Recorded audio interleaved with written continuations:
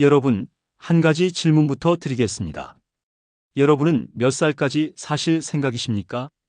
90까지요? 100살까지요? 그럼 질문을 하나 더 드리겠습니다. 그 나이까지 행복하게 살 자신은 있으십니까? 여기서 많은 분들이 잠시 말을 멈추십니다.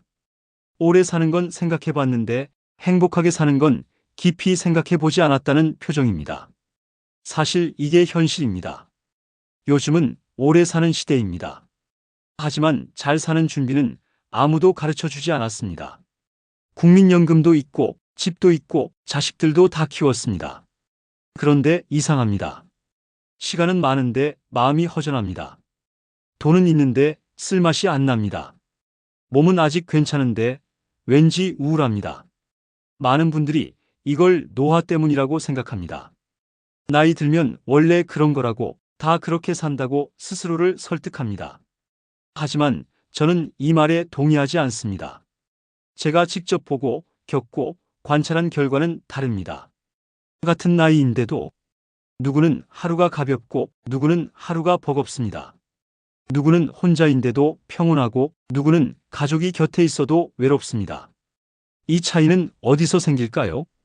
돈 때문도 아니고 건강 때문만도 아닙니다. 결정적인 차이는 무엇을 줄였느냐에 있었습니다. 대부분의 사람들은 노년을 준비할 때 무언가를 더 하려고만 합니다. 돈을 더 모으려고 하고 인맥을 더 넓히려고 하고 정보를 더 쌓으려고 합니다. 그런데 행복하게 나이 든 분들을 가까이서 보면 정반대의 삶을 살고 계셨습니다. 이분들은 더하지 않았습니다. 줄였습니다. 그 결과 삶이 가벼워졌고 마음이 편안해졌습니다. 저는 올해 66입니다. 대기업에서 30년 넘게 일했고 정년 퇴직을 했습니다. 그리고 솔직히 말씀드리면 저도 처음에는 막막했습니다. 이제부터 뭘 해야 하나, 이 시간들을 어떻게 채워야 하나, 잘못 살면 남은 인생이 너무 길게 느껴질 것 같았습니다. 그래서 저는 결심했습니다. 늦어도 65부터는 인생을 정리하며 살아보자. 버텨온 인생이 아니라 정리된 인생으로 말입니다. 오늘 이 영상에서는 제가 직접 겪고 수많은 어르신들을 만나며 확인한 65세부터 반드시 줄여야 할 5가지를 하나씩 말씀드리려고 합니다. 이 5가지만 줄여도 노년의 표정이 달라지고 하루의 무게가 달라집니다. 지금 당장 다 하실 필요는 없습니다. 하나만 줄여도 충분합니다. 오늘 이야기를 들으시면서 이건 내 얘기다 싶은 게 하나라도 있다면 그것부터 천천히 내려놓으셔도 됩니다. 그럼 지금부터 첫 번째 이야기부터 시작해 보겠습니다. 행복한 노년을 가로막는 첫 번째, 바로 불필요한 관계입니다. 여러분, 사람은 나이가 들수록 외로워진다고들 합니다. 그래서 많은 분들이 나이 들수록 사람을 더 붙잡아야 한다고 생각하십니다. 연락을 더 해야 하고 모임도 빠지지 말아야 하고 사람 관계를 끊으면 안 된다고 말입니다. 그런데 이상한 일이 벌어집니다. 사람은 많은데 마음은 더 허전해집니다. 모임을 다녀오고 나면 오히려 더 피곤하고 집에 돌아와 소파에 앉으면 한숨이 먼저 나옵니다. 내가 왜 갔을까? 괜히 시간만 썼네. 혹시 이런 경험 있으십니까? 이게 바로 관계가 많아서 생기는 외로움입니다. 저도 그랬습니다. 퇴직 전까지 제 휴대전화 연락처에는 사람이 정말 많았습니다. 회사 동료, 동창, 골프 모임, 각종 친목 모임, 전화번호만 보면 나는 인맥이 참 넓은 사람 같았습니다. 그런데 어느 날 문득 이런 생각이 들었습니다. 이 중에 내가 힘들 때 전화할 수 있는 사람은 몇 명일까? 하나씩 눌러봤습니다. 얼굴이 바로 떠오르는 사람, 목소리가 떠오르는 사람, 생각보다 많지 않았습니다. 10명도 채 안 됐습니다. 그때 처음 깨달았습니다. 나는 사람을 많이 알고 있었던 게 아니라 사람을 많이 관리하고 있었구나. 관계가 위로가 아니라 의무가 되어 있었던 겁니다. 제가 아는 한 분 이야기를 해드리겠습니다. 같은 회사에서 오래 근무했던 분인데 정말 성실한 분이셨습니다. 경조사 빠진 적 없고 모임에서 늘 먼저 챙기고 사람들 사이에서 평판도 좋았습니다. 그런데 은퇴 후 어느 날 크게 아프셨습니다. 병원에 오래 입원하게 되셨죠? 그분이 이런 말씀을 하셨습니다. 사람들한테 연락하는 게 이렇게 조심스러울 줄 몰랐다. 폐에 끼치는 것 같고 부담 주는 것 같아서 연락을 못 하겠더랍니다. 결국 병문안을 온 사람은 손에 꼽을 정도였다고 합니다. 그분이 조용히 하신 말이 아직도 기억에 남습니다. 내가 평생 챙긴 사람이 이렇게 많았는데 정작 나를 붙잡아주는 사람은 별로 없더라. 그 말이 참 묵직했습니다. 여러분, 관계는 많다고 힘이 되는 게 아닙니다. 깊을 때 힘이 됩니다. 행복하게 나이 드신 분들을 보면 공통점이 하나 있습니다. 사람이 적습니다. 하지만 관계가 따뜻합니다. 자주 연락하지 않아도, 오랜만에 만나도 어색하지 않고 말없이 있어도 편안한 사람. 그런 사람이 5명만 있어도 충분합니다. 반대로 만나면 피곤해지는 사람, 늘 비교하게 만드는 사람, 자랑과 불평만 늘어놓는 사람, 만나고 나면 기운이 빠지는 사람. 이런 관계는 나이를 먹을수록 조용히 정리하는 게 맞습니다. 이건 냉정한 게 아닙니다. 자기 자신을 지키는 일입니다. 저는 이렇게 했습니다. 아주 단순한 기준을 세웠습니다. 이 사람을 만나고 나면 마음이 편안해지는가? 아니면 마음이 무거워지는가? 무거워진다면 이유를 묻지 않았습니다. 설명도 하지 않았습니다. 조용히 자연스럽게 거리를 두었습니다. 그렇게 관계를 줄이니 놀라운 변화가 생겼습니다. 혼자가 외롭지 않았고 남는 시간에 나 자신을 돌볼 여유가 생겼습니다.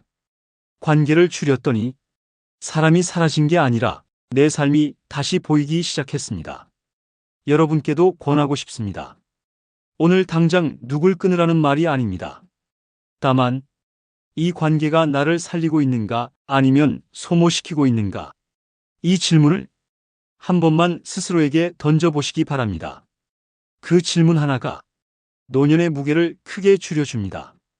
이제 두 번째 이야기를 해보겠습니다. 많은 분들이 끝까지 붙잡고 있다가 노년을 가장 힘들게 만드는 것. 바로 끝없는 욕심입니다. 여러분, 혹시 이런 말 들어보신 적 있으십니까? 조금만 더 모아두면 쓰자. 이건 나중에 필요할지 몰라. 지금 쓰면 불안하잖아. 이 말, 젊을 때는 맞는 말이었습니다. 자식 키울 때, 집 마련할 때, 노후 준비할 때는 아껴야 했고 모아야 했습니다. 그런데 문제는 그 습관을 노년까지 그대로 끌고 오는 것입니다. 은퇴를 했는데도 마음은 여전히 긴장 상태입니다. 돈이 있어도 쓰는 순간 불안해지고 통장을 보면 안심하면서도 정작 오늘은 즐기지 못합니다. 이게 바로 욕심이 습관이 된 상태입니다. 제가 아는 분 이야기 하나 해드리겠습니다. 평생 성실하게 일하신 분이었습니다. 공무원으로 30년 넘게 근무했고 은퇴할 때 모아둔 돈도 적지 않았습니다. 그런데 은퇴 후에도 생활은 전혀 달라지지 않았습니다. 여행은 나중에, 외식은 아까워서, 취미는 쓸데없는 짓이라며 모두 미뤘습니다. 그러다 어느 날 갑자기 건강이 나빠졌습니다. 병원에 다니기 시작했고 이동이 불편해졌습니다. 그분이 병실에서 이런 말을 하셨습니다. 쓸 수 있을 때 안 쓰니까 이제는 쓰고 싶어도 못 쓰겠네. 이 말이 참 아팠습니다. 여러분, 노년의 가장 큰 후회는 돈이 없는 게 아닙니다. 돈은 있었는데 쓸 용기가 없었던 것입니다. 특히 노년의 가장 위험한 욕심은 조금만 더 벌어보자는 생각입니다. 이때부터 사기, 무리한 투자, 확실하다는 말에 흔들리기 시작합니다. 연 몇 % 보장, 원금 걱정 없다. 다들 한다는 말. 이 말들이 왜 은퇴자에게 특히 위험할까요? 시간이 없다는 조급함 때문입니다. 이제 벌 기회가 별로 없잖아. 이 마음이 욕심을 키웁니다. 하지만 현실은 다릅니다. 노년에는 지키는 게 이기는 겁니다.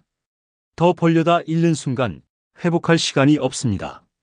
그래서 행복하게 나이 든 분들은 공통적으로 이 말을 하십니다. 나는 더 벌 생각을 내려놨다. 대신 돈을 목적이 아니라 도구로 씁니다.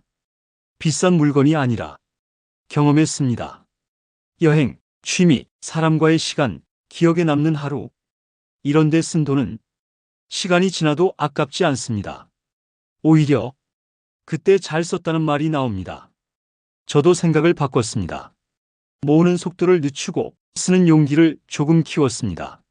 멀리 가는 여행이 아니라 가까운 곳, 짧은 시간이라도 자주 움직이기로 했습니다. 그랬더니 이상하게도 불안이 줄었습니다. 통장은 조금 줄었는데 하루는 훨씬 풍성해졌습니다. 여러분께 조심스럽게 권합니다. 지금 쓰는 돈이 불안해서가 아니라 기쁨으로 쓰는 돈인지 한 번만 점검해 보십시오. 욕심은 쌓을수록 마음을 무겁게 하지만 줄일수록 하루를 가볍게 만듭니다. 이제 세 번째 이야기를 해보겠습니다. 많은 분들이 몸이 예전 같지 않다고 느끼면서도 가장 쉽게 놓치고 있는 것, 바로 잘못된 식습관입니다. 여러분, 이제는 몸이 먼저 신호를 보냅니다. 예전처럼 먹었는데 속이 더부룩하고 조금만 먹어도 피곤하고 아침에 일어나면 몸이 무겁습니다. 많은 분들이 이렇게 말씀하십니다. 나이 들면 원래 그런 거지. 그런데 꼭 그렇지는 않습니다. 문제는 나이가 아니라 먹는 방식이 예전 그대로라는 것입니다. 젊을 때는 많이 먹어도 버텼습니다. 야식 먹고도 다음날 출근했고 회식 후에도 일했습니다. 하지만 지금은 다릅니다. 몸이 요구하는 것도 달라졌고 소화하는 능력도 달라졌습니다. 그런데도 밥상은 그대로입니다. 밥은 넉넉히, 국은 짜게, 반찬은 탄수화물 위주. 밥심으로 산다는 말, 노년에는 오히려 독이 됩니다. 제가 혼자 지내던 시절 이야기 하나 해드리겠습니다. 아내가 며칠 집을 비운 적이 있었습니다. 처음 하루 이틀은 편했습니다. 밥 안 해도 되고 대충 먹어도 되니까요.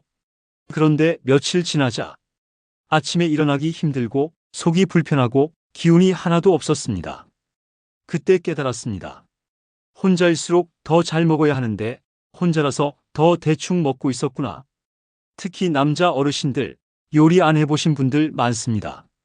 라면, 빵, 편의점 도시락. 한 끼는 괜찮습니다. 하지만 그게 일상이 되면 몸은 바로 반응합니다.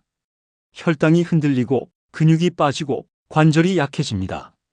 노년에 가장 무서운 건 살이 찌는 게 아닙니다. 근육이 빠지는 것입니다. 근육이 줄면 당뇨, 심장 문제, 낙상 위험까지 같이 옵니다. 그래서 행복하게 나이 드신 분들을 보면 공통점이 하나 있습니다. 많이 먹지 않습니다. 대신 제대로 먹습니다. 양을 줄이고 단백질을 챙기고 색깔 있는 채소를 먹습니다. 저도 식습관을 바꿨습니다.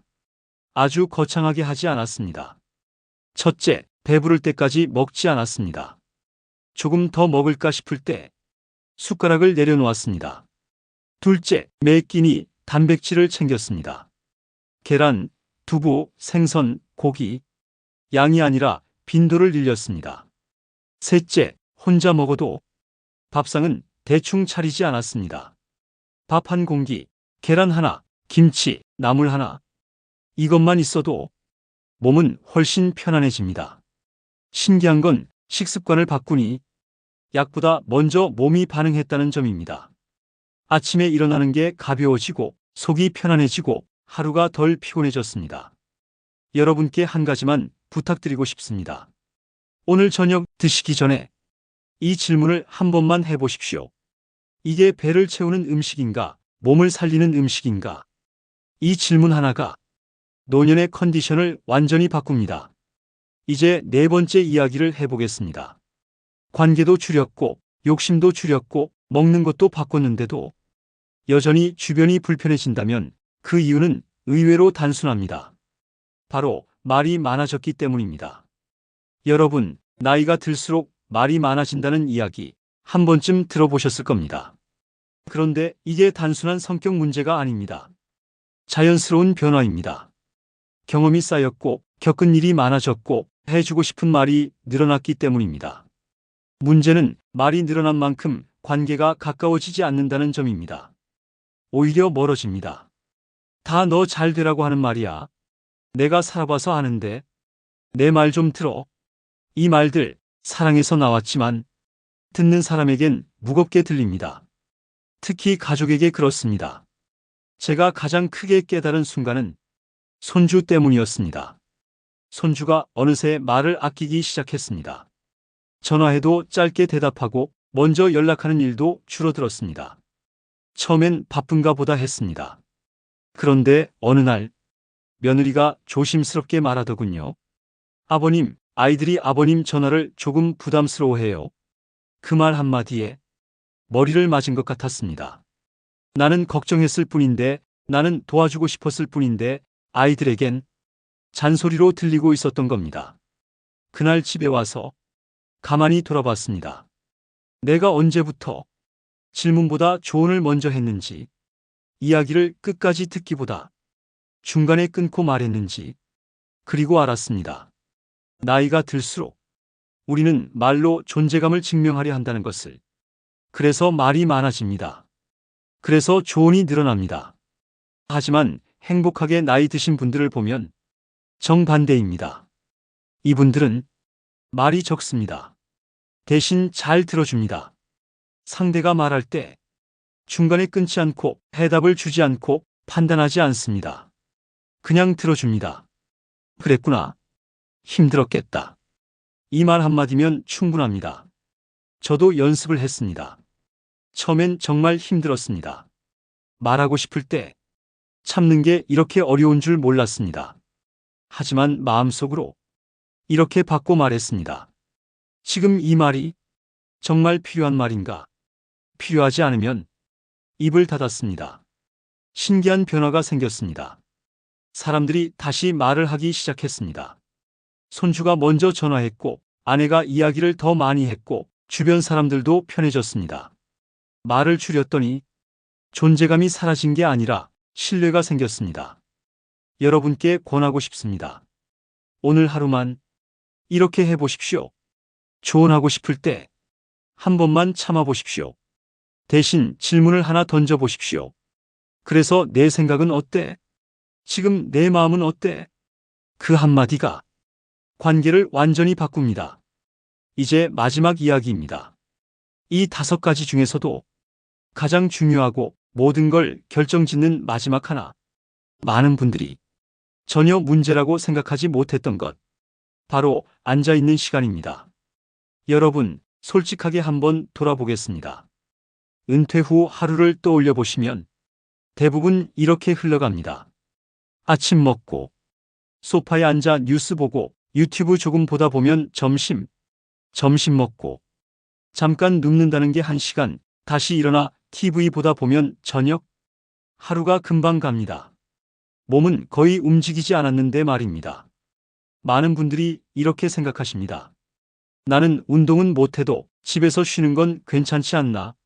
그런데 여기서 중요한 사실이 하나 있습니다. 노년의 건강을 가장 빨리 무너뜨리는 건 운동 부족이 아니라 앉아있는 시간입니다. 운동을 안 해서가 아니라 너무 오래 앉아 있어서 몸이 망가지는 겁니다.